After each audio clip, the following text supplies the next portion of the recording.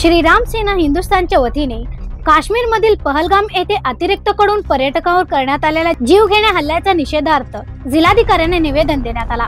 दहशतवादी हल्ल्याच्या विरोधात प्रदर्शन आयोजित करून निवेदन सादर करण्यात आला।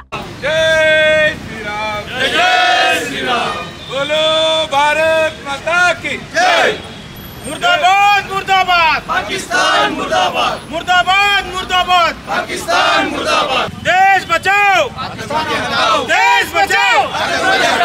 यावेळी श्री राम सेना हिंदुस्थानचे अध्यक्ष रमाकांत कोंडुस्कर यांनी आपले मत व्यक्त करताना आतंकवादी हटाव देश बचाओ। श्रीराम सेना हिंदुस्थानच्या वतीनं आम्ही आज डीसीना निवेदन देत आहोत की जे काश्मीरमध्ये ज्या आतंकवाद्याने आमच्या निष्पाप लोकांना त्या ठिकाणी तुम्ही हिंदू आहात का, तुमची जात कोणती आहे विचारून त्यांना काल गोळ्या घातल्या गेल्या आणि कित्येक निष्पापांना त्या ठिकाणी मारलं गेलं। दुःखद घटना आपल्या समाजावरती झालेली असं वाटतं। नरेंद्र मोदी हे संपूर्ण जगभरामध्ये फिरतायत, शांततेचं वातावरण आम्ही करूया, आम्ही महासत्ता राज बनवूया, आम्ही मोठं स्ट्रॉंग देश बनवूया असं त्यांनी सांगत फिरतायत, परंतु त्याचं काही ओझं झालेलं नाही असं दिसत नाही आहे। तर माझी एक विनंती सरकारला आहे की त्यांनी मोठ्या प्रमाणात त्यांच्यावरती कारवाई केली पाहिजे। आतंकवादी ज्या ठिकाणी दिसतील त्यांचा समूळ नायनाट केला पाहिजे ही अशी विनंती मी तुमच्या माध्यमातून करू इच्छितो। जय श्रीराम। ಕಾಶ್ಮೀರ ಒಳಗಡೆ ಒಂದು ಘಟನೆ ಆಗಿದೆ, ಇಡೀ ಜಗತ್ತಿಗೆ ಅದು ಘಟನೆ ಆಗಿದ್ದು ಘಟನೆ ಗೊತ್ತಿದೆ। ದುಃಖ ಈ ಮಾತದ ಅಗತ್ಯ ಅಲ್ಲೇ ನಮ್ಮ ನಿಷ್ಪಾಪ ಜನರಿಗೆ ಅವರು ಗುಂಡು ಹಾಕಿದಾರು, ಕೊಲ್ಲಿದಾರು।